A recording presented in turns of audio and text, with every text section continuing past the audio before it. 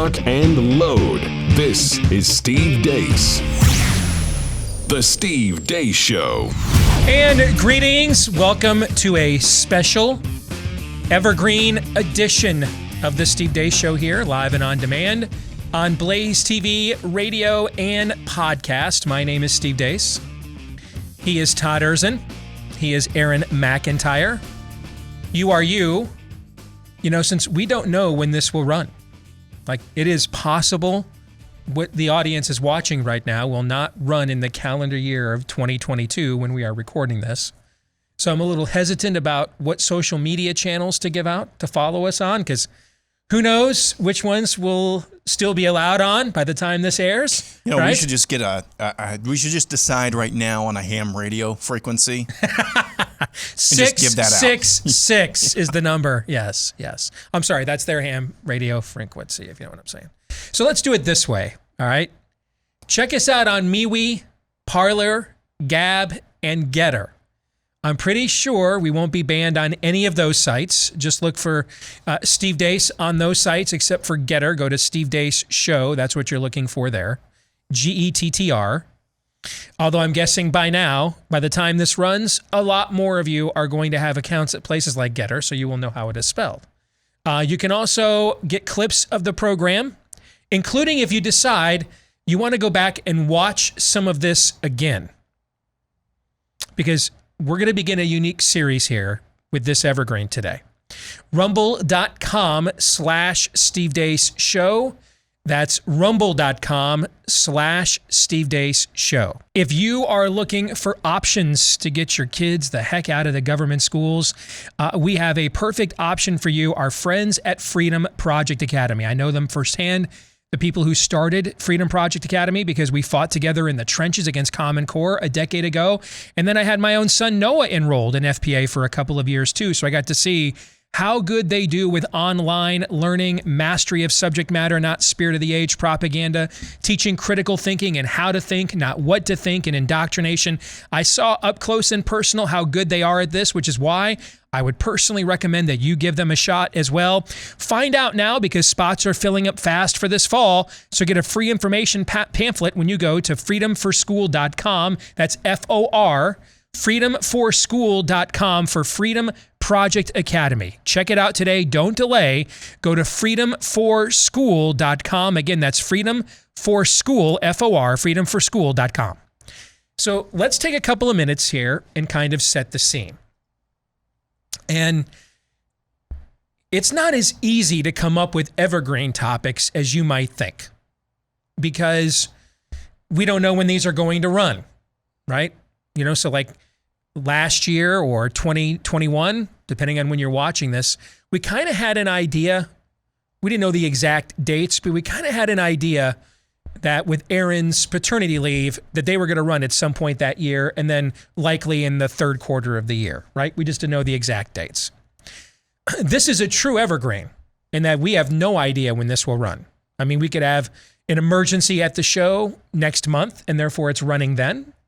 It could not run in the year of 2022 when we recorded this evergreen. We don't know. So trying to come up with things that will last and not become dated and are a little more original. Not that we didn't get a ton of great reaction to the evergreen shows we did previously with, most impactful Bible verses, books everybody should read, etc. But you can't just do those all the time, right? So we came up with the idea on this show of modeling all of the multiverse stuff that you're seeing in the three of us' beloved superhero genres of content and entertainment at the moment. What if blank? And so we came up with a series of shows where we're going to go back in time as best we can, right? Which means we can't necessarily do 1879 with me having a laptop and Todd too sitting here, right? That's not realistic or believable, right? Okay. So within somewhat of recent memory, what if a few important events had gone the other way?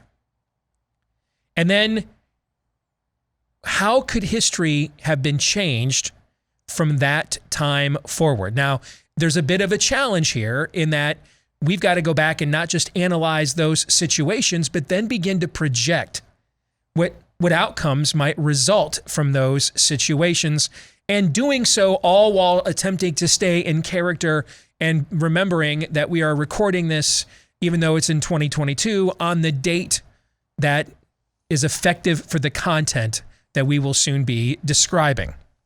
When I suggested this idea, Todd and Aaron, what were your thoughts? We'll know if it's worth doing after we do the first one. So we're about to find out. It might be tricky. You have seemed a little skeptical of this from the beginning. Well, but I was skeptical of... which is okay. The book he wrote that's now being made into a movie. I was just like, Steve, you're pretty good at a lot of things. This one, I don't know if you're... And it was the same, if you'll recall, I told you, I'm not sure you can effectively stay in character. Right. And you did, and it's to your credit, but you admitted the challenges as well. Because it's so dark, can I do it and keep that thematic weight to it and not have it come off as campy?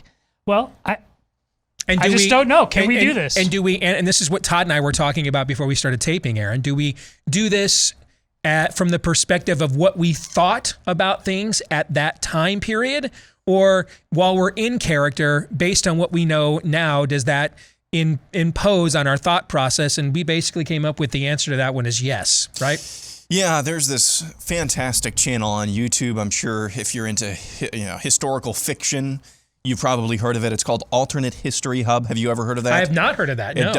It does a lot of these types of things. Really well done, really highly produced, but it's in like 7 or 8 minutes. So what if certain things had gone down in medieval times, or what if the Allies had actually lost World War II, and it kind of game theories that out. That's one thing to do in a highly produced 9 to 10 minute video, really well done. It's another thing when we're doing it as a talk show and trying to stay in character for 2 hours. That's a special challenge. So my reaction was, I thought it was a great idea, but we needed some guardrails, which you put together as well. So we're going off of some structure here as well. But I think it'll be fascinating, even if it crashes and burns the next 2 hours. And these will be more formatted than any of our regular shows are because of Aaron's admonition. The final segment of the show, we will return in real time as we then analyze everything we just discussed and our thoughts about how things would have been different now based on that conversation as if it was in the moment. How would things have been different now if this event had occurred? I feel at the end of this thing, we are actually going to feel like the Spider-Man gift of pointing at Spider-Man himself. If we do it well, I think it's going to be quite a mind scramble. Well, let's find out if we can do this well. And let's begin by asking the question, what if a governor actually stood up to judicial tyranny? All right, the date here, April 3rd, 2011. And gentlemen, we're kind of used to, we've got this little thing called the Iowa caucuses coming up early 2012. We're already seeing a parade of presidential candidates around our state. Mitt Romney's absence, very noted, even though he is considered to be the GOP frontrunner. There's a lot of discussion. Is he trying to avoid our state altogether? And there's a lot of anticipation about who will and who won't run. Right now, Minnesota Governor Tim Pawlenty is basically taken up residence in our state. He is everywhere to be found. He is clearly attempting to stake out some early ground. But people are talking about, will Rick Perry, the Texas governor, run? Will other members of Congress, other senators run? We're kind of used to our state taking center stage politically on a national basis when it comes to presidential politics, right? That's nothing new, and that's part and parcel with being an Iowan. I mean, and for those of you that don't know, we should do a show on this sometime. Iowans take their role in the Iowa caucuses very seriously because there's a lot of conversation about whether Iowa should still remain first, et cetera. Iowans take their role in this process very seriously on both sides, actually. And that's one of the reasons why we tend to see upsets both on the R and D side in the Iowa caucuses. But our state today is all over the national news and all over the conservative media sphere not because of anything involving Iowa caucuses, but because of our new governor. And it's ironic, providential, serendipitous, coincidental, I don't know. But April 3rd, 2009 is when the Iowa Supreme Court decided that it had the power to override the state Supreme Court and create a new definition of marriage. And since Iowa is now the first state to attempt to redefine marriage without a residency requirement, right? A lot of states, you have to prove you're a resident in order to get married there. In Iowa, you do not. And so this is why our Congressman Steve King has talked about, they're trying to Las Vegas, Iowa, basically. Turn Iowa into the mecca of so-called gay marriage. Because anybody now can come here and obtain a marriage license. Well, at least they could. Actually, in some places, they still can. We're going to have that. We're confused too. We're going to have this conversation. We're going to play this out here during the course of the show. But that was 2 years ago today. And that ruling made national news and put Iowa nationally on the map for something that wasn't Iowa caucus or agribusiness related. Well, 2 years to the day, as we speak right now doing this show, there is a hearing taking place at the Iowa Supreme Court again. All the same justices, hearing from all the same people, and it's to rule on the constitutionality of something that we haven't really seen in America in modern times. There is a certain interpretation, which I ascribe to, that we saw this previously through Abraham Lincoln with the Emancipation Proclamation, that was considered to be kind of a check and balance or some form of an executive order against the Dred Scott decision at the time. But the Supreme Court, which if you read the Iowa Constitution, it explicitly doesn't permit them to make the law. It explicitly says that. So they already have violated their constitutionally expressed mandate once. They're now attempting to hold a hearing on the constitutionality of an action in response to their previous unconstitutionality. You guys with me on this so far? Absolutely. Probably not. Clear as mud. Probably not. Clear as mud, correct? Okay. A lot of you, unless you have followed this show since its humble local beginnings, probably do not know the name Bob Vander Plaats, okay? Well, except for like the last couple of weeks. Because if you're anywhere in the media, you know the name now. Bob was just elected governor of Iowa last fall. A lot of people were shocked that he ended up winning the GOP nomination. It was kind of a cluttered field, and there was a lot of talk about whether one or two of our former Republican governors would get back involved in the field because the field was considered either to be lackluster or, in Bob's case, too right-wing and couldn't win. And both of the former governors ended up having health issues and could not just do a full-time campaign. So they ended up passing. And Bob ends up soaring here to the front of the primary field with a unique campaign pledge. This is a little different. This is next level from read my lips, no new taxes, or it's the economy, stupid, or a chicken in every pot. Bob ran his campaign on a promise that he, upon becoming governor, would end up issuing an executive order that attempted to, I guess, nullify or stay the Supreme Court of Iowa's order demanding that county recorders, that's how marriage licenses are distributed in our state, demanding that county recorders in all 99 counties begin passing out marriage licenses to homosexuals who wish to engage in marriage for the first time, lawfully. Now, the base here loved this. Outside of the base, everybody thought this was a joke. It had no shot. It was a cynical election gimmick, etc. Then Bob ends up winning the primary and winning it by a fairly dominant margin, almost by double digits. Now he is the Republican nominee. And this is kind of considered to be the equivalent of the Democrats nominating Dennis Kucinich. What state does he represent? Is it Ohio? Yes. Okay. That the Democrats basically nominating Dennis Kucinich to be for governor of Ohio. That maybe that's what your crazy base loves, that has no shot of winning. You basically just surrendered the state, right? Those were all the headlines in our state last summer and fall, or spring and summer after the primary, right? Well, lo and behold, we had this massive Tea Party wave last year that, of course, all of you already know about because many of you voted in it. And now we've got a new Republican Congress. Democrats have gone from a filibuster-proof U.S. Senate to a bare majority now at this point in time. And swept up in all of this was the Iowa Republican Party, including the gentleman at the top of the ticket. Shocking everybody, Bob Vander Plaats gets elected governor, and all the polls had him trailing right around the margin for error, so 2 to 3 points. He ended up winning outside the margin for error, so the polling was just a bit outside there.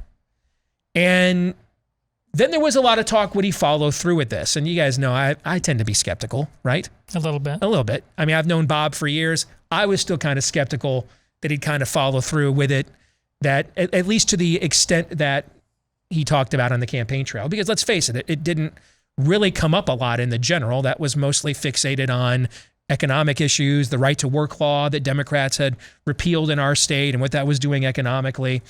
So lo and behold, first week in office,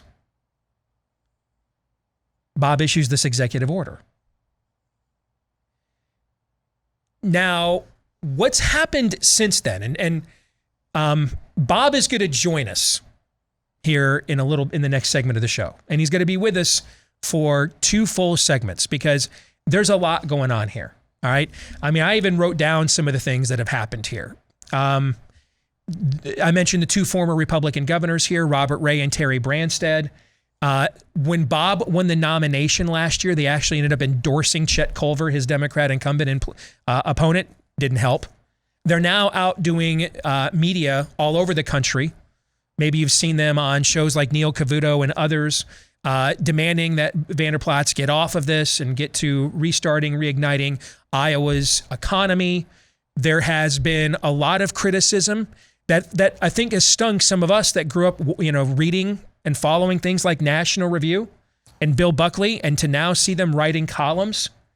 And I don't kind of know where even the 2 of you are at on this. We've discussed it a little bit, but I think we're all disappointed at the very least to see people like National Review on the right writing columns critical of Bob. And it's not that they have a different constitutional interpretation, because we don't know. We've never seen anything like this, right? We're all kind of theorizing here, right?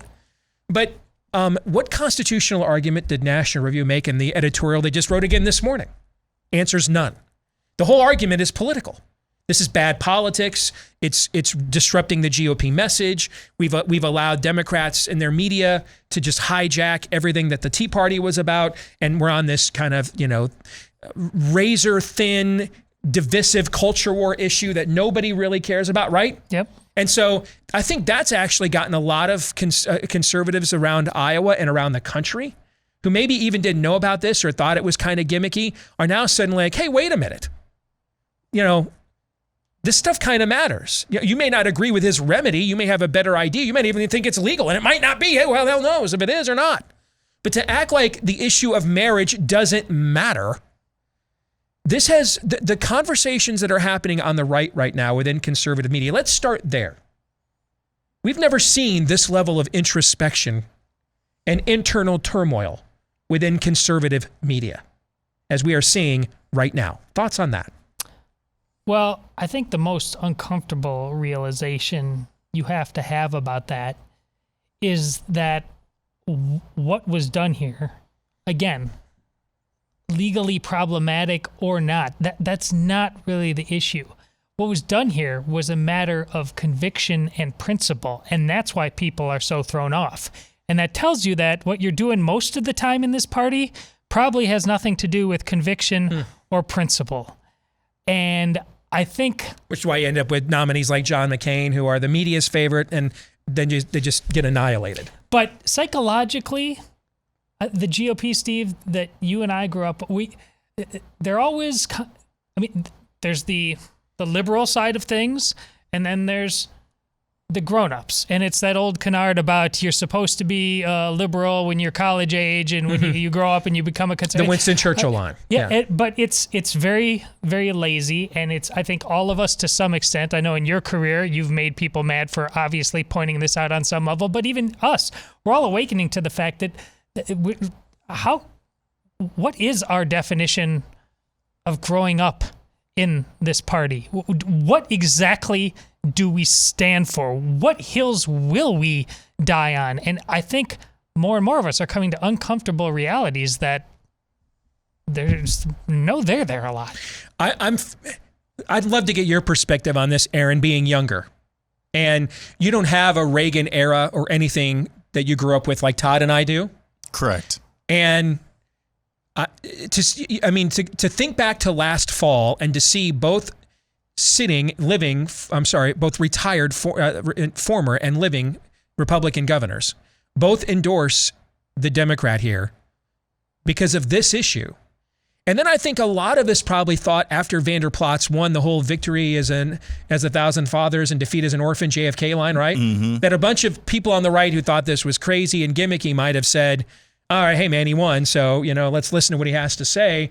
Instead, that's actually amped up the opposition within the Republican Party to this. And I'm left contemplating that the only reason why is a lot of elected Republicans around the country don't want to see this work, because then their people, whether it's marriage or the life issue, even more, vital to a lot of people, or any kind of issue, immigration. I wonder if this works in Iowa, are we going to see a lot of our people around the country now go to their Republican governors and saying, dude, why are we doing everything the Supreme Court tells us to do when it's clearly unlawful and unconstitutional? And maybe that's what they're afraid of, is they don't want this precedent set. I don't know.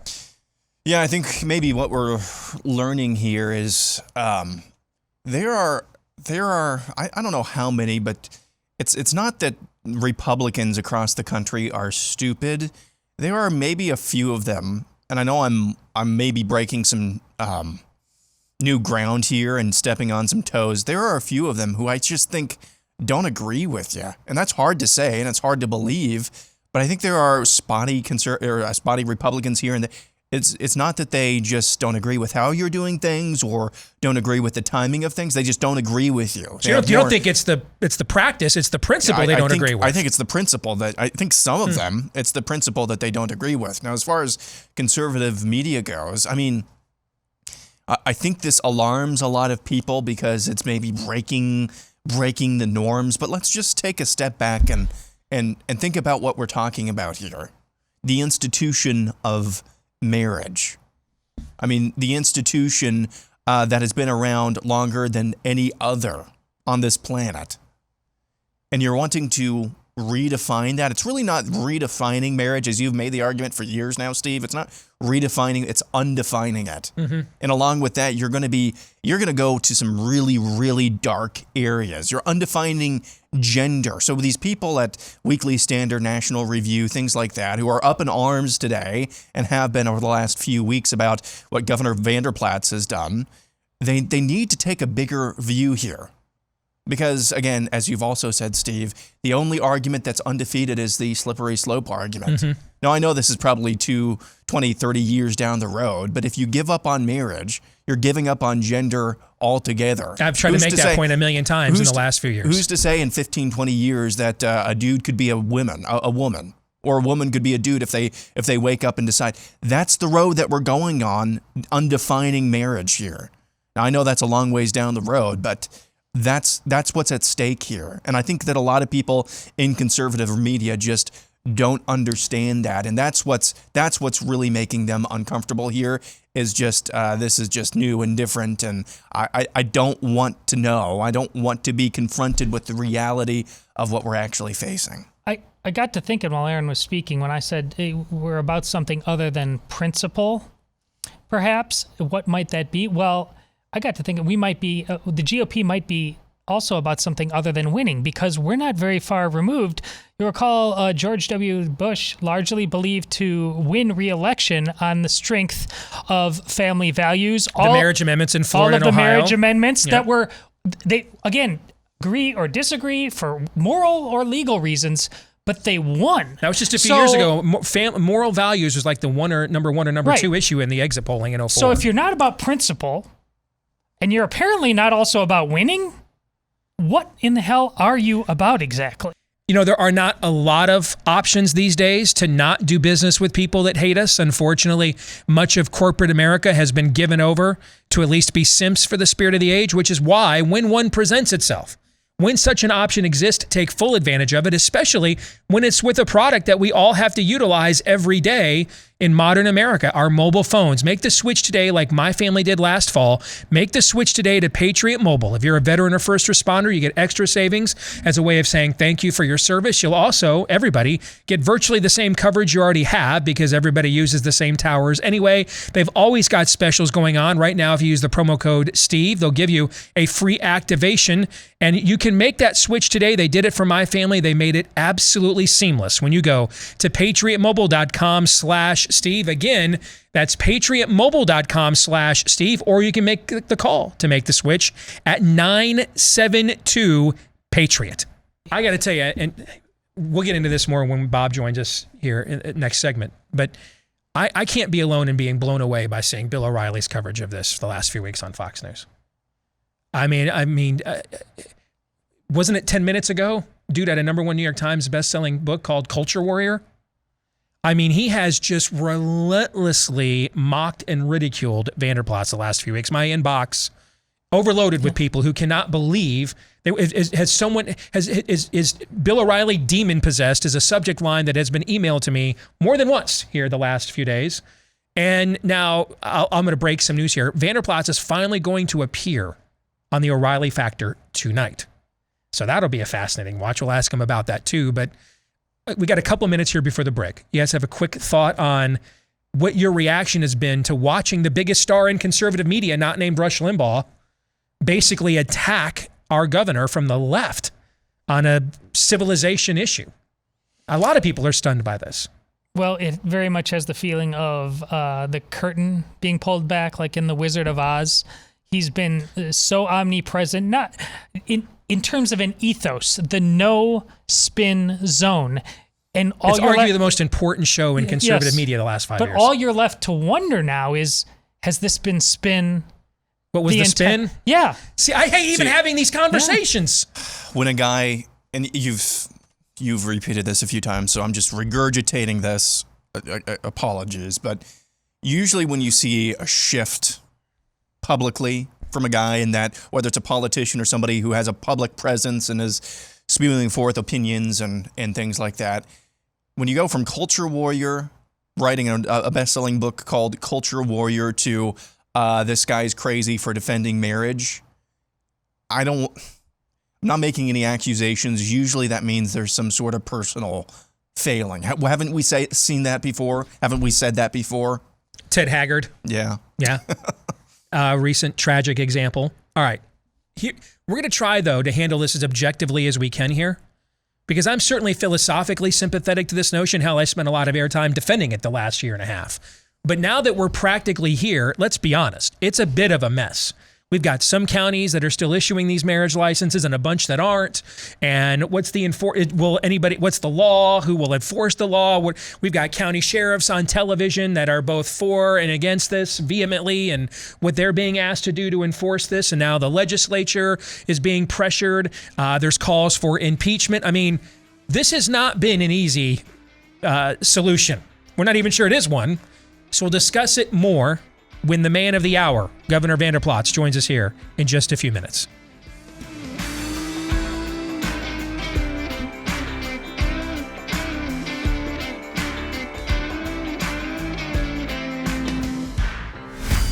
This is Steve Deace on the Blaze Radio Network.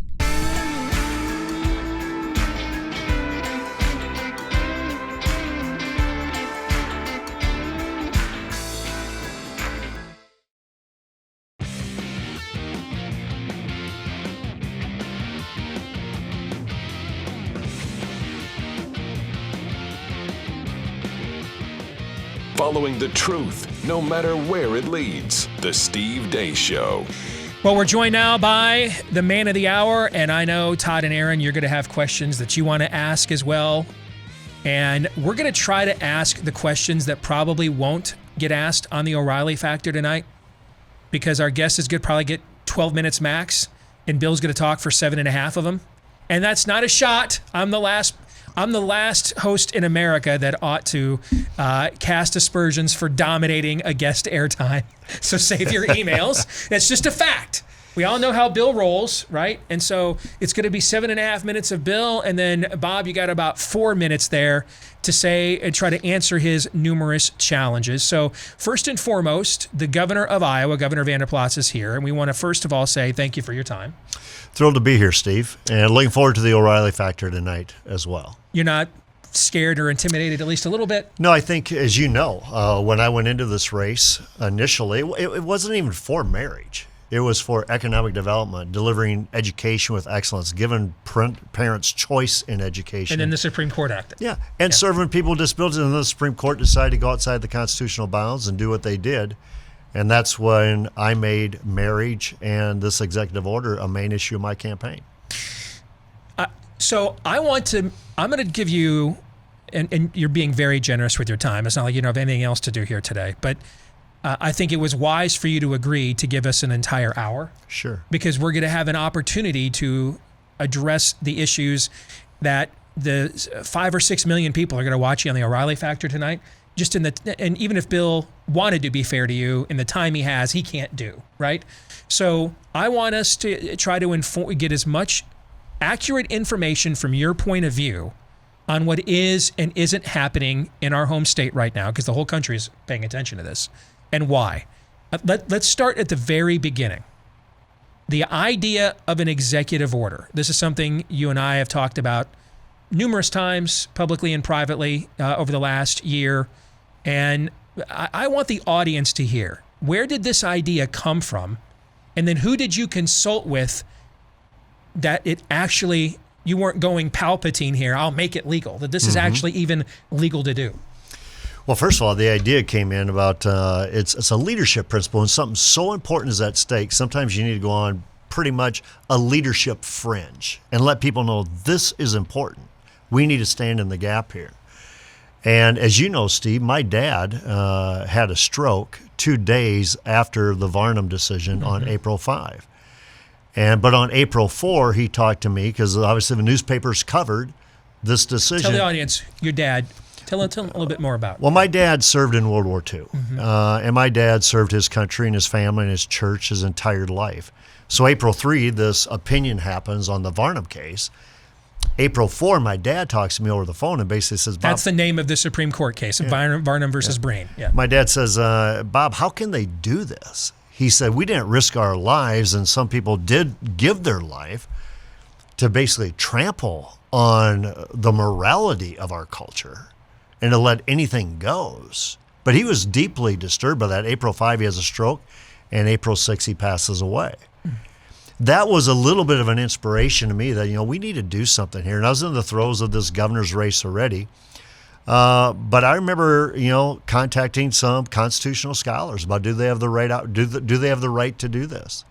And the ones I visited with, as well as talking to some others, in particular some campaign staff, some of them were like, well, I don't know if you can do this or not. And I thought, we need to do something, because I don't believe the court is the final arbitrator here.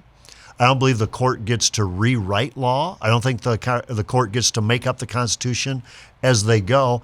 And I think the reason you're seeing this being a national discussion today, marriage is the issue, but it's the constitutional authority of the court is the issue.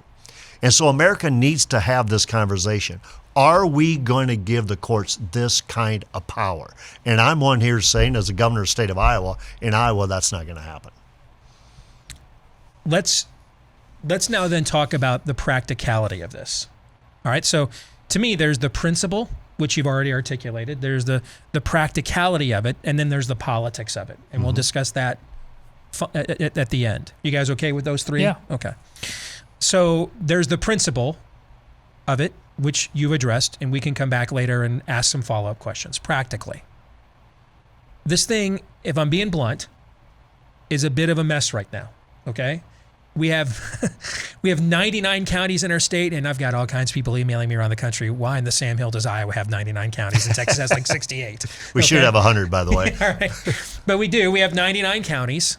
All right, local autonomy. All right, what's your Catholic tradition on that? What's it called? Subsidiarity. There it is. All right, that's big in Iowa. All right, so we have 99 county seats, 99 school districts, and so there's a lot of local representation, but that also comes with a lot of bureaucracy. Mm-hmm. The most recent count is we have 75 counties that are no longer issuing marriage licenses to homosexuals out of 99. So we're winning. Okay. Well, that's the politics of it. We'll get to that in a minute. Sure. All right. We have 20 counties that are doing it, and they just so happen to be in all of the most populous counties in the state. And then we have 5 counties who have just thrown their hands up and said, we don't know what in the hell to do. And so they're not issuing marriage licenses at all in 5 counties in Iowa. Mm-hmm. Okay? So you swore an oath to uphold and defend the Constitution of the United States and Iowa. Equal protection under the law is explicitly mentioned in both the federal and our state's constitution. And we're sitting here, though, where we have literally 3 now. The critics have said you guys have gone from a controversial new marriage law that maybe a majority of Iowans narrowly opposed to now 3 marriage laws, and no one knows what the marriage law is. A, is that a fair criticism? And then B, how do you respond to it? Well, I think what it is, what you just laid out, about 75 counties staying with the executive order saying we're not issuing marriage licenses, to 20 saying we are going to issue marriage licenses to gay couples or same-sex couples, and you have 5 saying, I don't know what to do. Guys, when you go outside the constitutional parameters, when you start unraveling it, you are going to have a mess. And that's what we're dealing with right now. And so what we're trying to do is, okay, let's have the conversation, let's have the discussion. That's what the whole executive order is for, that we are going to have this conversation. Who makes law? And when you go outside of the laws of nature and nature's God, which I believe we're bound by here, I mean, to me, you're going to get chaos. And that's what we're seeing right now. I'm trying to reestablish order in the state of Iowa. And I think the reason the whole country's paying attention, and there's a lot of people in this country that want to have reestablished order in this country as well. Can we do this into perpetuity practically? Like the Supreme Court, I don't know if you had a chance to hear the open to the show or not before you came in, but they're holding a hearing about your executive order right now. Sure. And so we've got this crazy situation where you issued an executive order against what you deem to be their unconstitutionality, for which they will now review the constitutionality of your attempt to confront their unconstitutionality, right? And so there's a lot of discussion, and I've brought this up when we've talked about it without having you here. Let's say they rule your thing unconstitutional. What do they do? Send the sergeant of arms of the state Supreme Court to arrest Governor Vander Plaats? I mean, what is their enforcement mechanism? Well, the same challenge has been levied at you. Now, late last week, you did come out and urge blue county governors, sheriffs who serve under you in the executive branch, that they have an obligation to defend your order as the law because they work underneath you. Almost none of them in these counties have come forward and said they've agreed with you on this. So, I mean, what's the end game? Can we just into perpetuity have a state where some places are dry counties and some places are not, right? You know what I'm saying? You can't. And matter of fact, I'm not putting the blame on these individual counties. I'm putting the blame on the court. And that's why I'm giving a little bit of grace to these counties right now while I'm holding the court in check. And the court now, Steve, is no longer wrestling with marriage. Is it limited to a man and a woman, or should it be same sex? The court is wrestling with separation of powers. Who gets to determine? So a broader discussion than just the marriage definition. And so what you just asked, you're right. The court does not have the power of the sword. They can't come in, or they don't have that power. Matter of fact, it's the legislature that has the power of the purse. The governor has the power of the sword. So therefore, what I'm saying is separation of powers. They don't get to do this. We have a law in the books. You need to uphold the law and tell the people either to vote it in differently by a constitutional amendment themselves, or the legislature basically affirms same-sex marriage and I would sign it or a governor would sign it to codify it. That's the process they need to take. They violated a process. Therefore, marriage is still the law of the land. You go to the code book right now, is reserved for one man, one woman, and that's the way it should be executed in the state of Iowa. That's another question I have. Pardon me. Is the blue counties here that are issuing marriage licenses to homosexuals? If you look at the form that Iowa, the license form for a marriage certificate in Iowa, it provides no such option or space beyond just male and female, as we typically have, bride or groom. So are these marriages, therefore, are they even legal then? No, they're not. They're not valid. And that's the other problem I have. And so you know that I have relationships with people in the same-sex community. Okay, meaning that I have friendships there. Or you did before this, maybe. Well, no, what is? Well, what I found out, what they respect though, is I'm willing to stand my ground. What my problem for them is, you're being lied to. These marriages are not valid in the state of Iowa. So therefore, you go ahead and have your ceremony. You say, therefore, it's not valid. It's not legal.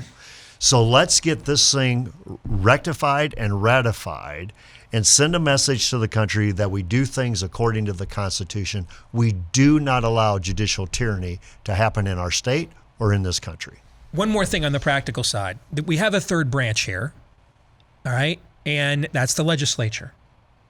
So far, so for people that don't know... The way you just phrased that is probably the whole problem in all this. Yeah, well... it is the first branch. Yes, the one that's explicitly charged with making the law. Yes. Correct.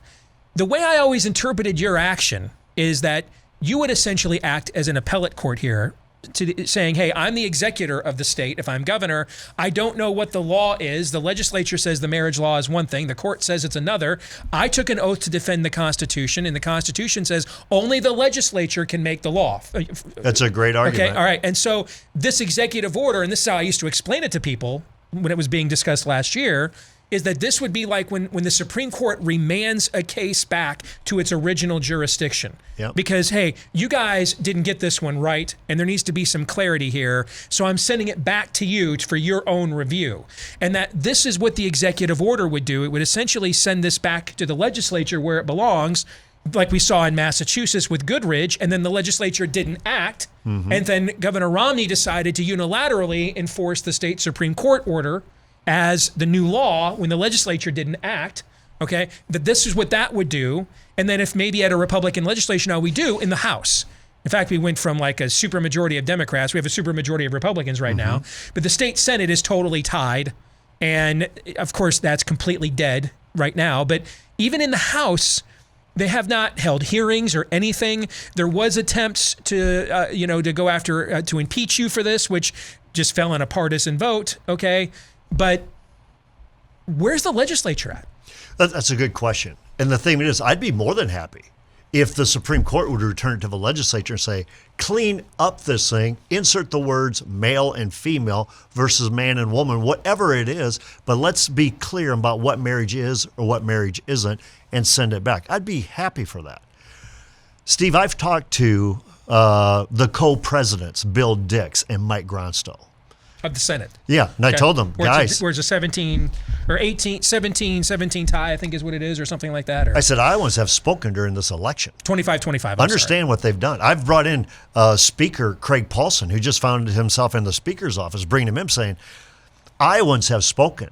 And guys, I'm defending the legislative process, even for Mike Gronstall. I would have loved to have snuck in a digital recorder to hear those conversations. Even Mike Gronstall, who's a Democrat and who opposes everything. Matter of fact, he believes that we should have same-sex marriage. I'm telling him, you don't want a court to be able to have this kind of a power. And what was their reaction to that? Well, Because a lot of people think that the politicians in both parties do want the courts to have this kind of power because it absolves them from accountability. They can just wash their hands of it, Pontius Pilate style, and say, hey, the courts made it so. yeah, and that's the problem we've gotten ourselves into. The legislature has punted way too often, so the court then says, okay, then I'll take the ball. And then don't forget, in all these law schools, even the law schools where I had debates, like Drake University, they teach their kids the courts make law. They've done this for 50 years. The courts don't make law. That's unconstitutional. We're going to have this debate. But what they have noticed inside my office, that they understand Iowans have spoken, and they also understand this gives them, the legislature, more power because they are the closest to the people, representing we the people. So I think this is a healthy conversation. And Steve, it's why I am so excited about having this conversation with O'Reilly tonight, even though he seems to be off the rails on, I don't know where tangent he's on. I'm excited to have this conversation because we can have a logical conversation with a constitutional conclusion. Have you ever wondered how big tech knows so much about you? Well, 3 easy words: free email services. When you click accept on those terms and conditions, you are giving that free email provider the go-ahead to scan and analyze all your email, which means free email services are data hoarders. They're not really free. You're paying with your data. That's why you want to protect your data and instead pay our friends over at startmail.com. They keep your emails private. Every email is encrypted, including if the recipient doesn't even use encryption. And when you delete an email using StartMail, it is gone forever. They have all their own services, servers. They are not with Amazon or anybody else, so they can't be put out of business. Take your cybersecurity seriously. Control your privacy with StartMail before it's too late. You can give it a shot right now. StartMail with a T. StartMail.com/Steve. Get 50% off at StartMail.com/Steve for 50% off today. I've got just over a minute here. Let's begin the political part of this conversation with one question. Did you just do this last year as a campaign gimmick, and then it ended up being far more successful than you ever envisioned, and you backed yourself into a corner? So, and then once you actually got elected, you just had to follow through, otherwise you would have been a joke. Because that's one of the things you read in like the Weekly Standard, for example, from the right. That's what they're saying. Well, I think you know the answer to that. If I was a typical politician, I would have forgotten my pledge. I would have just took the office. The fact is, I believe this with every stitch of my DNA, not just that marriage is reserved for one man and one woman, as what Aaron talked about. You start taking that away, you're going to start unfeathering a lot of principles in our culture. But also, I believe in the constitutional role of government. Okay. And so that's where we're at. All right, we'll come back. You guys ready to respond to some of this? You bet. Yeah. All right, and I've got some follow-ups as well, as we have part 2 of our conversation with Governor Bob Vander Plaats here in a moment.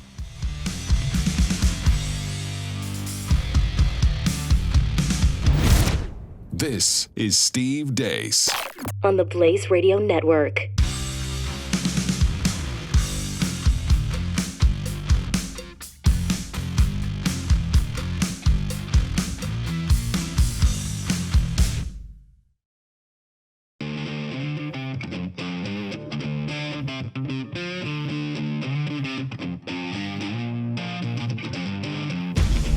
Lock and load.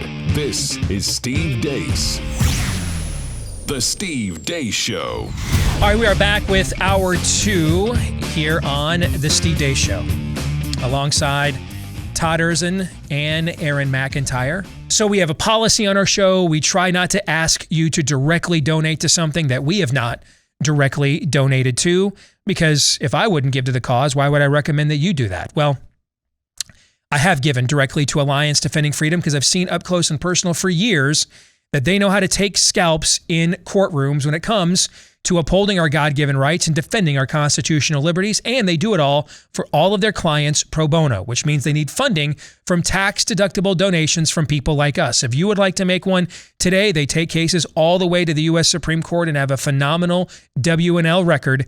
You can support them today with a tax-deductible donation when you go to adflegal.org/Steve. Again, that's ADF, which stands for Alliance Defending Freedom. Make that tax-deductible donation today to ADF's Freedom Fund when you go to adflegal.org/Steve.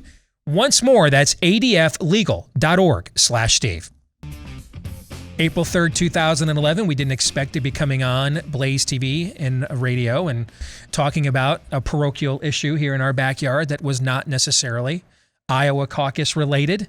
But here we are because we have an issue happening in our backyard that is doing something I thought was not even possible unless it was involving agribusiness, overshadowing the Iowa caucus process. And the man of the hour that's at the center of all this is with us here now, Governor Bob Vander Plaats, talking about the controversial executive order that he has issued against a Supreme Court opinion, a very unpopular one in our home state from exactly 2 years ago today, actually. As governor, Bob kept his campaign promise. He issued his executive order.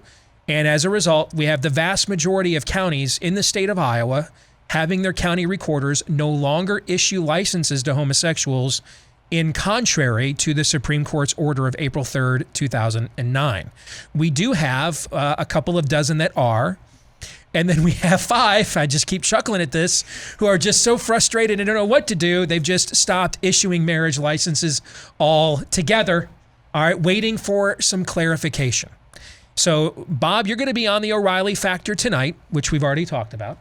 And I think we all know that even if he's fair to you, you're not going to have a lot of time to go in depth on these things. So, Governor, we appreciate the fact that you came in today to try to go in depth on them with us. We've discussed this from the principled standpoint. We've discussed it from the practical standpoint. Before I throw it over to Todd and Aaron for the follow-up portion of the conversation, let's go further on the politics of it. So right before the last break, we had you address a frequent criticism, and this was actually written by Stephen Hayes in the Weekly Standard, that this is just a gimmick. You backed yourself into a corner. You basically fooled our numbskull, base of idiots, and they voted for you on this. And now you backed yourself into a corner, and you had to live up to that vow. And now you're cornered, and we don't have a way out. And this has essentially become a national issue that has stolen the GOP message out of a promising Tea Party election, right? How about what National Review wrote again just this morning? That what you're advocating is quote, a road to nowhere. That was the title of their piece, by the way. Road to Nowhere, written by Rich Lowry. And I think, did the entire National Review editorial board actually sign off on this? Sure, yeah. Okay, I think it was the whole board. Okay, Rich is just like the head of it, right? Okay. So this is like an official statement from maybe the most respected, at least until now, by some of us. Let's split the baby in half, shall we? This is an official statement by the editorial board at what is considered to be, in the history of the conservative movement, the most respected intellectual platform on our side. Fair? Yeah. Okay. And they are accusing you of charting a road to nowhere for the Republican Party. It's clear that they are concerned that you will inspire our base to now go, particularly in very deep red states. I was not a deep red state, by the way, but in places like Alabama and Texas and these other places, that our base will now go to these governors and demand, hey, we've got much stronger numbers than they have in Iowa. Why are we doing any of this stuff that these courts deem as nuts, or that we deem as nuts that they want to impose on us? And they just view that as electorally a complete loser. This has spawned a massive debate. I can't think of a single guy on Fox News or gal that is supportive. We've already talked about O'Reilly. He's their number one show. It's been interesting listening to Rush over the last month. It's clear he's divided on this. That he also is perturbed that the governor of Iowa has hijacked the entire Tea Party message, or allowed the media to do that. He's made that pretty clear.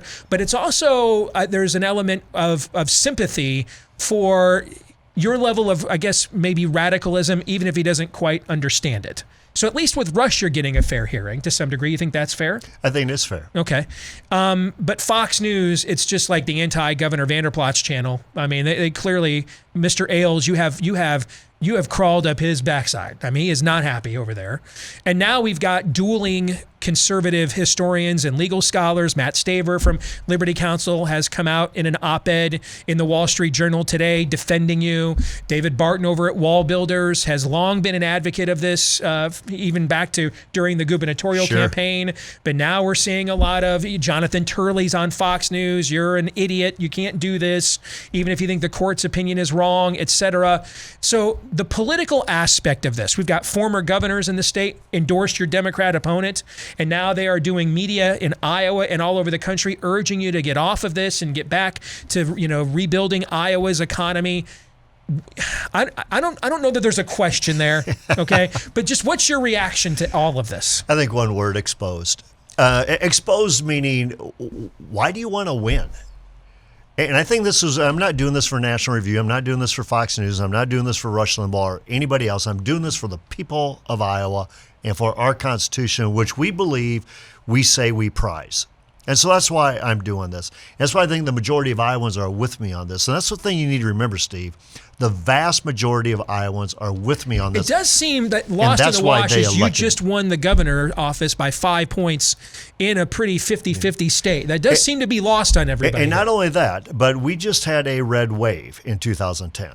I mean, this was a result of the Tea Party. People saying, I've had enough. I've been taxed enough. I've had enough. I'm sick of the way things are. And now we've got people that are kind of our standard bearers at National Review or Fox News saying, but now that we won, we just want to keep things the way they are so that we can win again or we can hold power. And I'm thinking, no, that is not the reason you hold power. The reason you hold power is to make a difference. And the power is not for you, it's for the people that you represent. That's why we issued the executive order. That's why I won the election to become Iowa's governor. And I believe once we prove this in a logical, fair-minded manner in the courts, and we prove our defense of this, and it gets retorted back, I believe now all of a sudden we're going to get a lot more fans again. Like, maybe the court shouldn't have this much power. Maybe we should let the people really be we the people. Maybe we should have their representative elected office holders actually represent them. Maybe we should have a governor stand up and actually defend them. Is it lost on anybody that we have killed 40 million plus babies since 1973 off a court's opinion? Yeah. One last political question, and then Todd and Aaron, the floor is yours. We have this little thing going on in our state right now called the caucuses. And being that you are a newly elected Republican governor who in the last caucus cycle supported a guy who went from no percent to getting more votes than anybody in the history of the Iowa caucuses, and Mike Huckabee, you would think candidates would be beating down your door for photo ops with Governor Vander Plaats.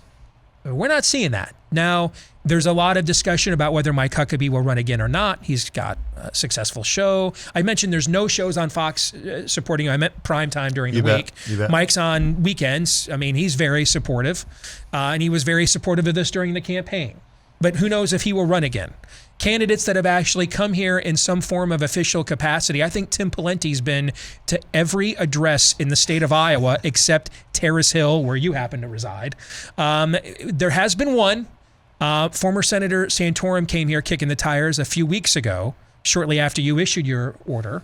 And he seemed at least a little supportive, but frankly, nobody takes him seriously as a presidential candidate at this juncture. So what does that tell you on a national basis that, I mean, in a normal cycle, you'd be the kingmaker here. This whole thing would essentially be an audition to win the endorsement of the Republican governor, like Charlie Crist in Florida last cycle with Giuliani and McCain, right? And he endorsed McCain, and that pushed McCain over the top, and that was the end of Giuliani, right?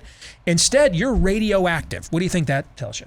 Well, I think what is politics as usual. They have their toe in the water. They're feeling the temperature. They're trying to see how this thing plays out.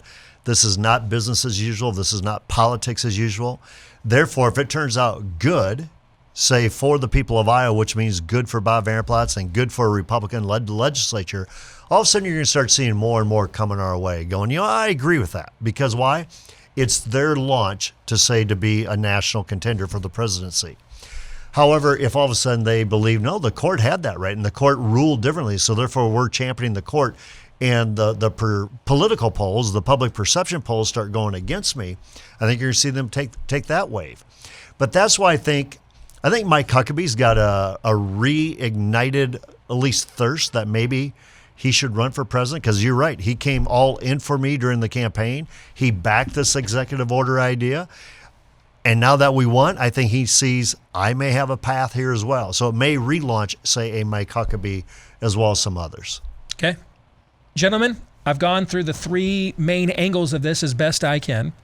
The floor is now yours. Here's my vibe that I'm getting, Governor. As more and more attention comes to this, the spotlight gets bigger and more people go more silent or more wobbly.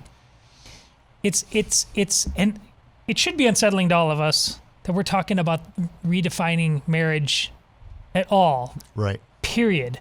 But a lot of these people, they know something crazy is going on, both on the defining of marriage, both on the chaotic nature of interpreting law.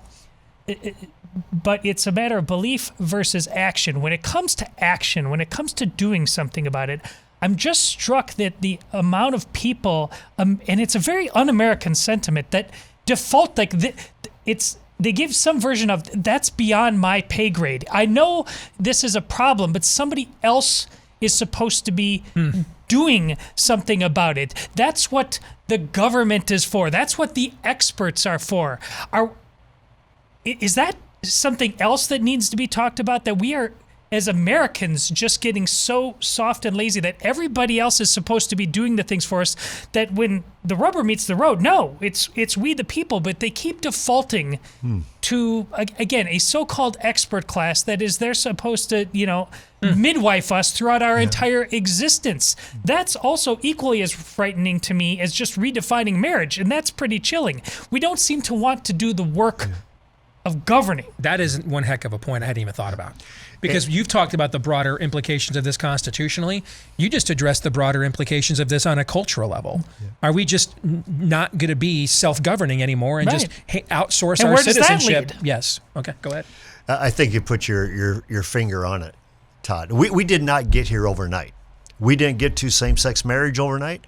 We didn't get to unconstitutional government overnight. Why? Because we kind of defaulted, right? Matter of fact, a lot of the pastors in our pulpits who should be teaching about what marriage is and what marriage isn't. And why. And, they have gone silent. So therefore, okay, so why are they going silent? Mm-hmm. Why are we allowing the courts to keep making these decisions? Because they know more than we do, so to speak. Well, now all of a sudden you have somebody who has provided leadership at a level going, time out. This isn't the way it's supposed to be. Marriage is reserved for a man and a woman. It's that way from Genesis all the way through Revelation. It's the best for a culture when you have parameters on an institution like marriage. It's a foundational institution. And the Constitution, something our founders gave us. Now there's been kind of this whiplash. Like, oh my gosh, what am I supposed to think?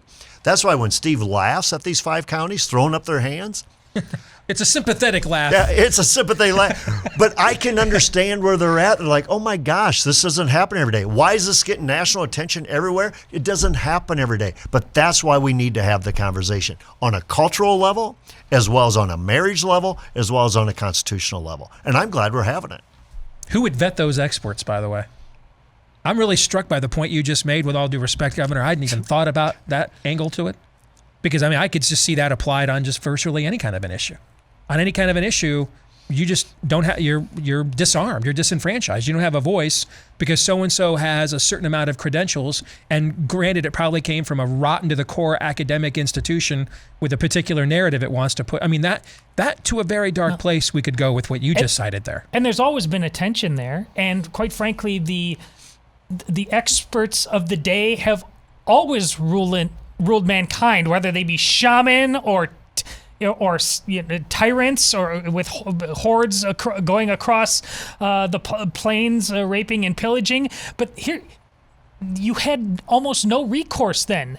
Now, when you have, as a free people, more recourse than ever before, that default mode, that autopilot mode, it's deeply un-American that we sit by and just watch this thing be ham-fistedly shoved down our throat, and we just say, yeah, that's what I hired them for. So, Todd, what you're saying is not the road to nowhere, which the National Review is saying. You're saying this is a road to somewhere. When the experts tell you Tyranny. you no longer should have guns, do you just give your guns away? Yeah. When the experts say you should close your business due to whatever reason, do you just close your business due to whatever reason? When the experts become in charge and they get more and more and more authority and they get more and more power, they want to hold on to that power more and more and make you more and more subjects.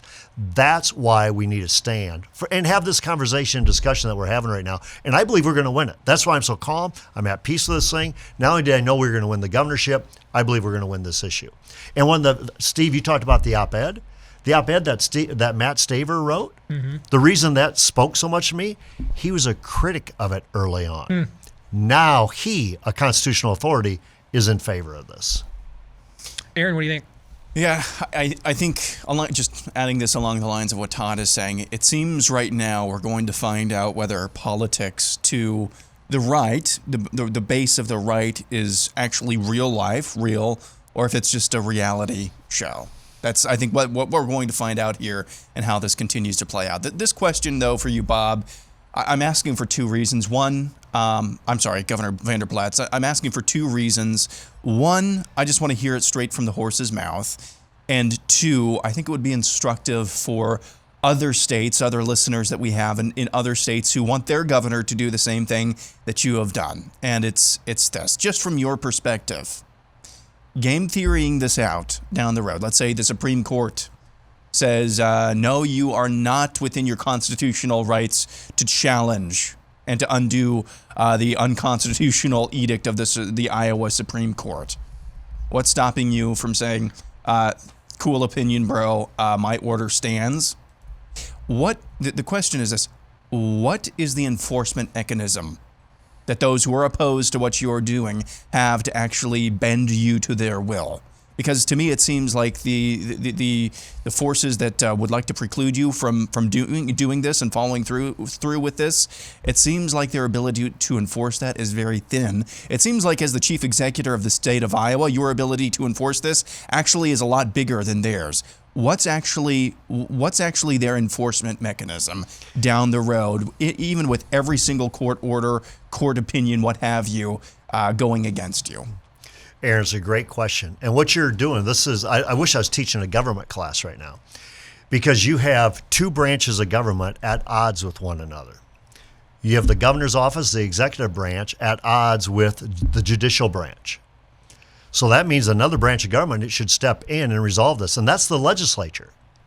And the legislative branch, remember, this is their law. This is what they passed. This is what they crafted. Matter of fact, in the Defense of Marriage Act, they doubled down on it.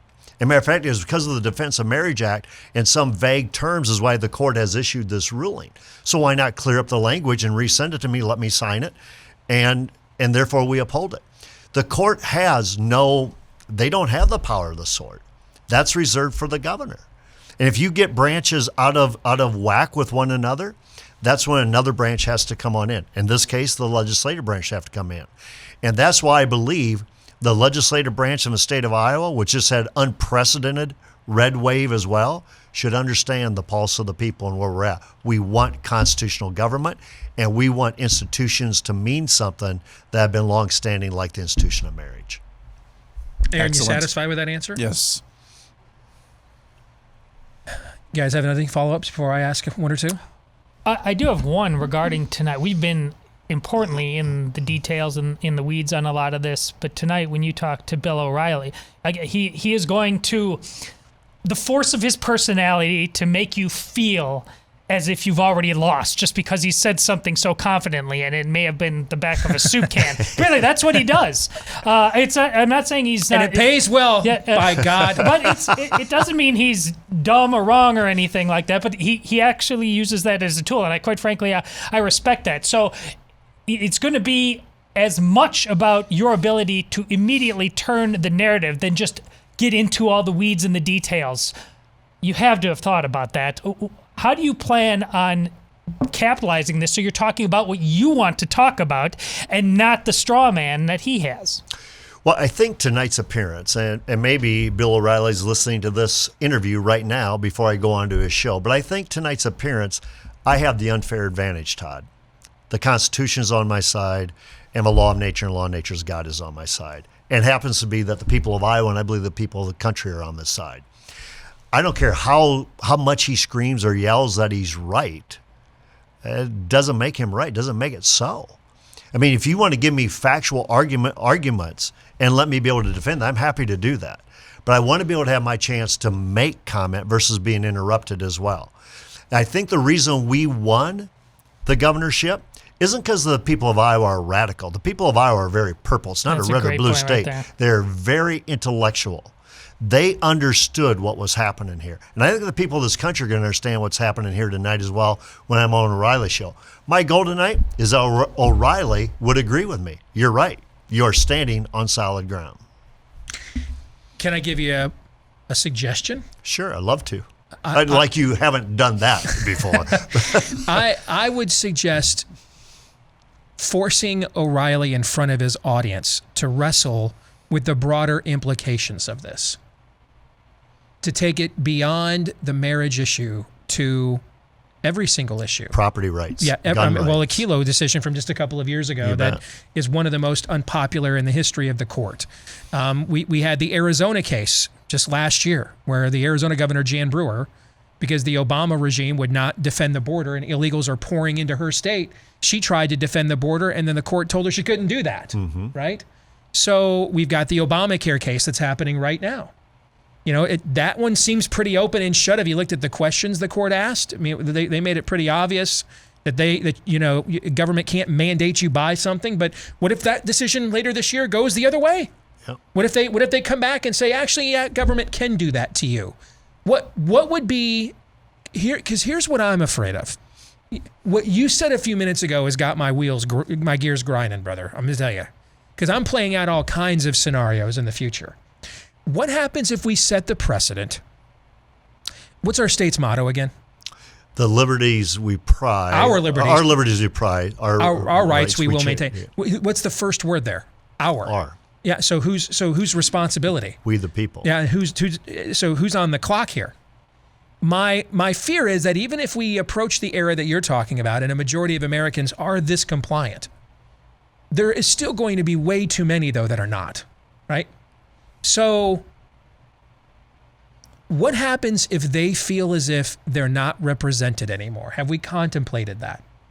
Have we contemplated what would happen if people thought that their elections were irrelevant, that they could vote for whoever they wanted to, and then it didn't make a difference because a judge that they did not vote for would just render their election to be a moot process? And if it wasn't about, it's one thing to say we're going to mandate aborting children that aren't born yet. It's another thing to say we're going to mandate aborting you, who is. All right, and those, you aborted my property rights a few years ago with Kelo. We're seeing this in our home state right now, with all kinds of Kelo issues with private property, with family farms and things of that nature. When you start taking people's land from them, and it's personal now.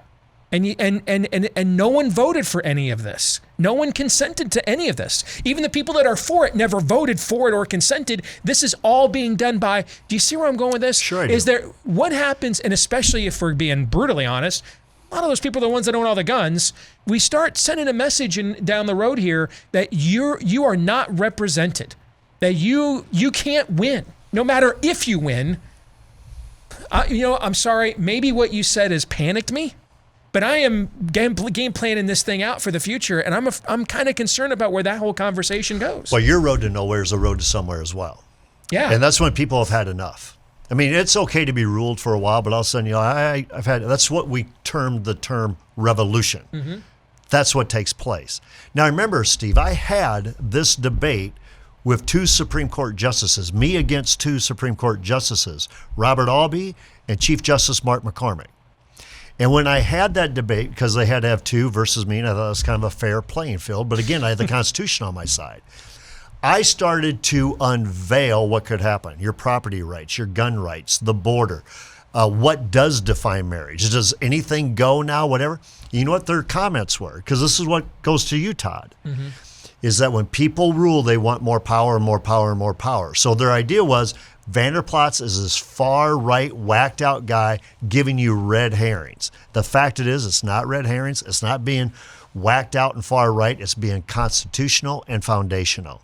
And Steve, I think you're exactly right to take what Todd talked about and then start walking down that road, because it's a scary road. And that's why let's bring order to the chaos that exists in the 99 counties right now by bringing clarity to the Constitution.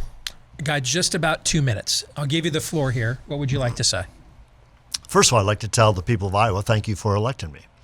Thank you for giving me this opportunity to have this conversation and discussion on your behalf, because it is on your behalf. And we have a national audience, and I think it's going to have national implications way down the road. Because people need to understand, this goes back to inside a classroom of who makes law, who execute law, who interprets law, who makes sure that rights aren't being violated, those types of things. But let me understand, freedom is at stake. Let me be clear, your freedom is at stake here. No matter how we unpack this, how we peel back the onion, the freedom is at stake. Let's make sure that your representatives, that they get to make law, the governor's one who gets to execute law. That is not reserved for the court. If you do that, you will have judicial tyranny. And your property rights, your gun rights, anything you hold dear, how you educate your children. Why should Todd be allowed to private school his kids and Steve homeschool his kids while I have to public school my kids? Everybody needs to go to the public school. You see how far this goes? That's why we need to win this argument, to have a reset, not only in the state of Iowa, but a national reset, not just for policy, but also for politics as well. If you're a dog owner, you know that taking care of your pet means so much more than just giving it food and water. That dog's a part of your family, so its health and happiness is very important to you. That's why we've been telling you for a while now about how Rough Greens can change your dog's life for the better. They don't have to anymore be denied the vitamins, minerals, and nutrients that were stripped out of their food the minute it ever left the factory. They do that to the people food too. That's why we take so many supplements these days. And now there's one for your pet, and it's called Rough Greens. You just mix it in with your pet's food, and with that one simple act, you restore the vitamins, minerals, and nutrients likely missing from it. But you might be wondering, what if it doesn't work? Or what if our dog doesn't like it? Well, now you can get a free bag of Rough Greens to get you started and see if you don't see a difference in your pet in 2 weeks or less. You just pay for the shipping, but the first 14-day Jumpstart bag is free when you go to Rough Greens, RUFF, roughgreens.com, roughgreens.com, or give them a call at 833-ROUGH-DOG. You know, we did have a Supreme Court case just last year, and the court ruled 5-4 in favor of the Second Amendment. One vote on the court. What would have happened if they had voted the other way? The Second Amendment it doesn't exist any longer? I mean, we did that show, by the way. I asked my audience, hey, court would have gone 5-4 the other way on that gun case last year. That DC versus Heller case, I think is what it was called. Mm-hmm. They go 5-4 the other way. I guess the next morning, because I was trying to make this point about your order. Yeah, does that mean we just hand over all your guns the next day? And there's a lot to think about and contemplate here. Governor, thank you very much for joining us. And if for nothing else, for sparking a long overdue and necessary conversation in the country. Thank you.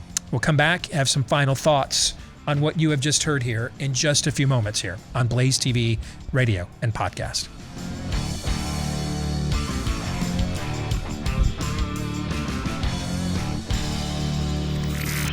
The truth, straight, no chaser. Steve Deace. On the Blaze Radio Network.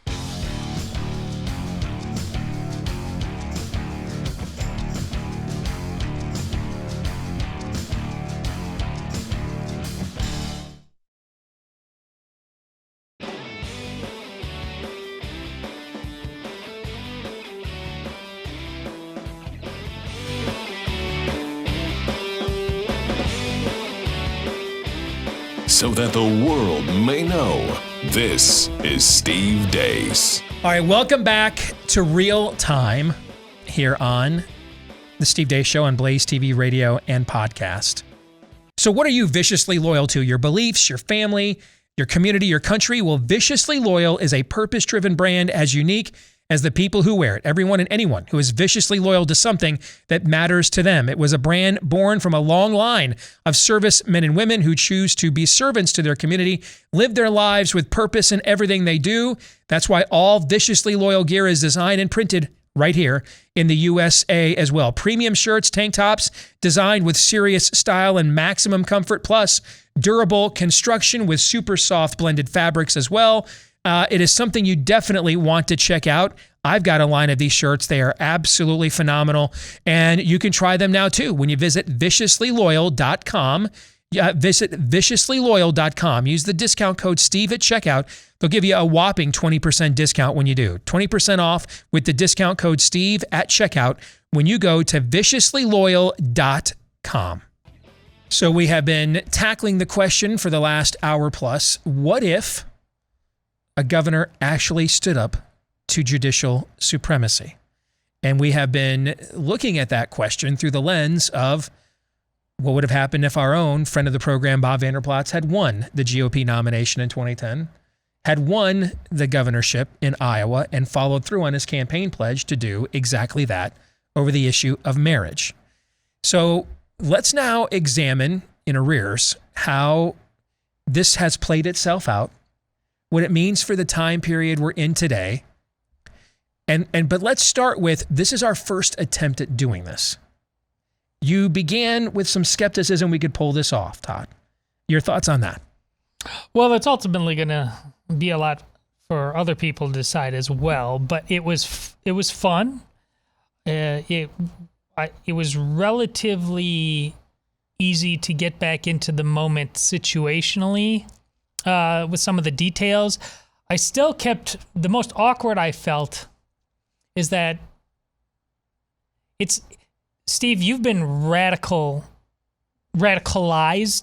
your entire career, which is, and I think we're so radical now in terms of... Oh, my 2011 self would not recognize this person I am now. But yeah, so that's where it was hard, because you would have been in that, if that actually happened the way it did, you would have been more aggressive, more angered, while still none of us could believe just this far down the road. I mean, our children were, yours were all alive then. Mine all were too. Like it, and they're still all under my house. I mean, this isn't a lifetime ago, but we are utterly untethered from reality right now. Back then, we can't. I was trying to find out if we were going to be able to like give that sense of, you know, of wonderment watching this happen in real in its comment like we're all going to wake up, right? Common sense is going to kick in. People, and that's why I don't. We were talking with Bob a little bit off air about how different things could have been because of pushing an agenda. That I'm left it was fun.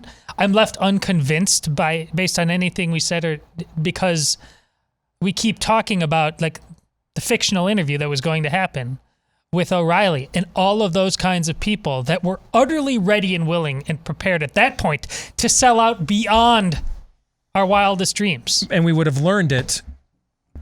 Yeah, many years sooner don't you feel than we like eventually did. On the other side of everything we just talked about in fiction is just heartbreak, no matter, because it's a spirit of the age. I can be talked out of that maybe, and we would have all fought just as hard. That's what I wanted to see. I wanted to see if trying to do this would change my opinion about if we had only done this, if we had only done that. And you have to do it no matter. We're called in faith to do, to be faithful. Outcomes are ultimately for God. I don't see, based on anything we did, you guys are the betters, like a bet your lock. Oh, there it was. There's the sweet spot. We thought it out. I didn't feel that, but it was a lot of fun, and I think we did a good job at it. I think it certainly, Aaron, it would have changed the calculus of information sources many years sooner. The idea in 2011 that Weekly Standard would go out of business was laughable, and yet here we are. All those things that have transpired in recent years, I think this event, as we've broken it down, would have caused them to all happen sooner. The House of Cards would have gotten exposed sooner. I do think that would have happened. Correct. That's exactly what I'm thinking as well. But I don't really think, I'm not really sure 2016 would have played out any differently. because I think 2012 at this point would have been more tenuous, but I think 2016 would have played out fairly similarly. I think the number one thing, at least that I'm coming away from this, is you understand. It's one thing to look back. Oh, I remember in 2011. Oh, I remember in 2012. You remember these snapshots in time. Game theorying this out, even in an alternate universe. Game theorying this out, it helps you to appreciate the temperature back then instead of just a snapshot. And it helps you understand, especially towards the end of our conversation, what roads this leads us on if we feel that we are not represented adequately or at all. It helps you understand, and it helps you appreciate the allure that Donald Trump was walking down that escalator. That's something that somebody like me, who I'm not a huge fan of Donald Trump, and a lot of people who are not fans of Donald Trump, rightly so, there's a million reasons to be critical of him. It helps us understand and have a little bit more humility that there are so many of our countrymen who even back in 2012, 2014, 2016, 2015, when he walked down that escalator, who did not feel like it was their country, who felt like no matter who I voted for, things just keep getting worse. The courts keep speaking and the talking heads keep telling me that I have to do what they say. And so either for a Hail Mary or just an FU, I'm voting for this guy because he doesn't sound like all those people. Yeah. It helps us be a little bit more sympathetic. So that's, for whatever reason, that's where my mind went with this entire thing. And he's incorruptible because he can't be bought off. He's wealthier and richer than most of these people are already, right? Yep. And so he'll listen to us more than he'll listen to them. And that, contrary to my belief at the time, both when I was being wooed by him and then when I was getting paid to defeat him, and then well into the general election, that more often than not proved to be true once he got into the Oval Office until March of 2020. And more often than not, it wasn't. Yeah, when he then essentially caved to all of the kinds of interest that you brilliantly warned us about. That essentially the argument that you made, Todd, is the Supreme Court could just be named Anthony Fauci. Yep. Yes. Or Anthony Fauci's just called the Supreme Court. That it's just a class of technocrats beyond your accountability or votability, and they ultimately get to reign, not the people. So you asked me what I thought about both of these yesterday when we were just on texting each other, and I said the next one we're going to do is going to be a fascinating Rorschach test, but the one we just did is probably going to be pretty damn depressing, and that's why I ultimately asked the question, and I figured that out in real time as we were talking, because to sit there and see a people back then on something as like fundamentally obvious as marriage, just as a free people, not an oppressed people, a free people, punt on that as if it was too complex for them to understand and the experts need. It's like me. I'm a former minor league baseball umpire. I'm not allowed in the middle of the game to simply say, I have always thought that rule is pretty dumb or arcane, or I don't think it's going to apply here, and I'm just going to change it. And by extension, those coaches would just say, okay, I guess, well, he's the umpire. No, right. You could protest. I'm just amending it in the middle of the game. No, I'm not allowed to do that. But that's, in effect, what happened. Literally, like, is there any more obvious than what a man is, what a woman is, and what marriage is? But we sat there and we did what we did. I'm going to push back on you, though, but in a way that I think is going to prove your point. There is one area of baseball where we have permitted this, the strike zone. Oh, sure. Where we essentially have individualized umpires acting as their own courts with their own versions of a strike zone. Which, by the way, what is the most, and it's not even close, what is the absolute most contentious thing about any rule whatsoever when it comes to Major League Baseball? What is it?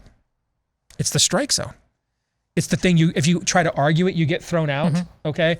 Yet it causes the most arguments. It causes the most ejections. It causes the most tension within baseball itself. A ball is either foul or it is not, right?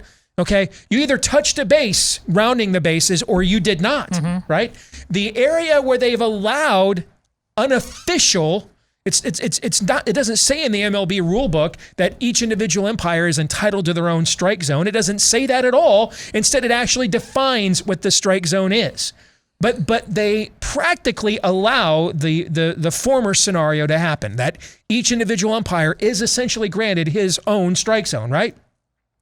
And yet and what ends up happening is that causes more tension, more confusion, more frustration, more anger than any other rule application in all of baseball, and there's no close second, which actually reinforces your point. This is the one exception where this is the one stare decisis exception they have permitted into the Major League Baseball ecosystem, and now look at and it's the most divisive one of them all, because that's the one where they've abandoned their own rule book, their own preordained, pre-stated, pre-contrived and conceived rules, right? Yeah. So, do you guys think, beyond it was probably an interesting listen, if you were in the audience, do you think you took something important away from this today?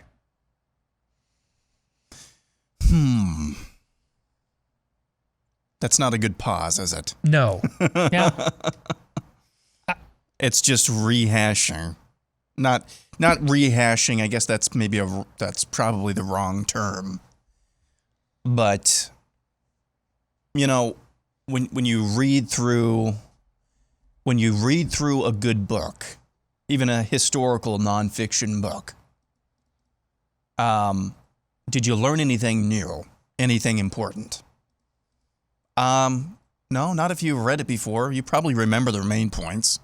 Are there different details that you pick up on, or things or implications that you think about? Well, yeah.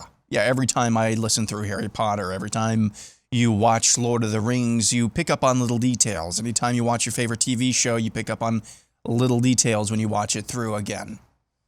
Did you learn anything? Not necessarily. Doesn't mean it's not worthwhile, though, in the long term.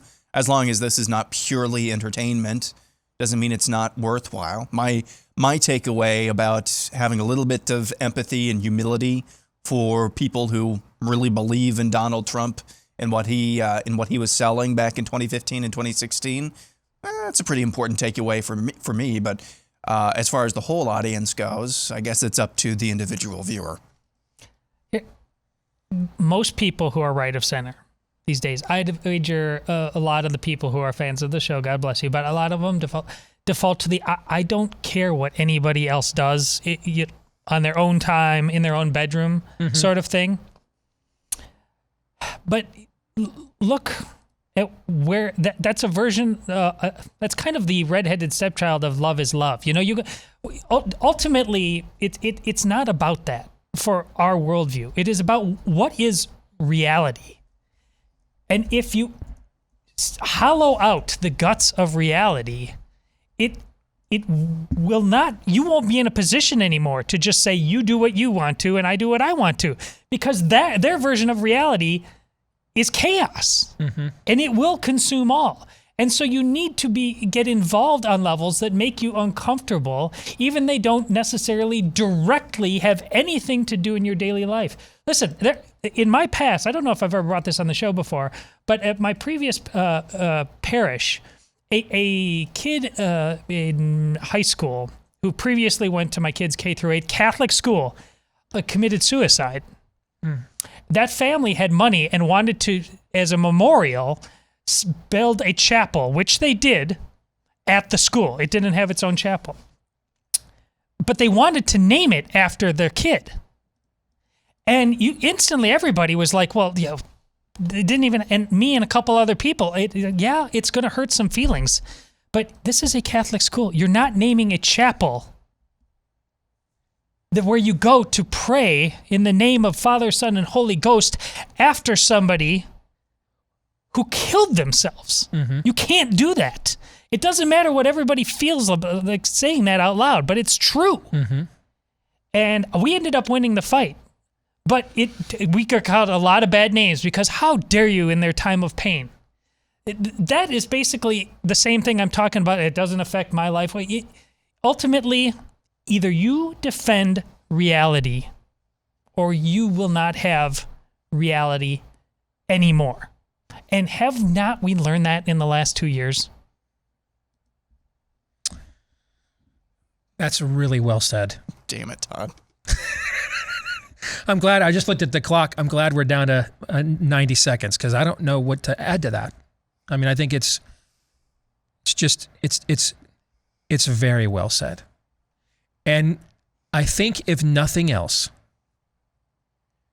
we would have had conversations we're having now and have had the last couple of years.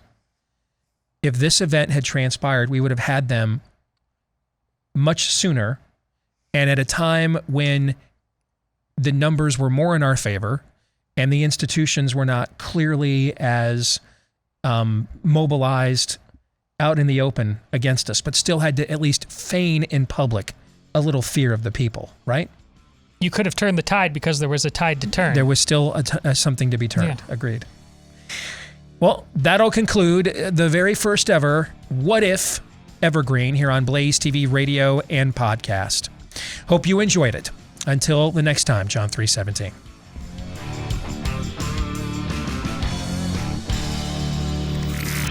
The truth, straight, no chaser. Steve Deace. On the Blaze Radio Network.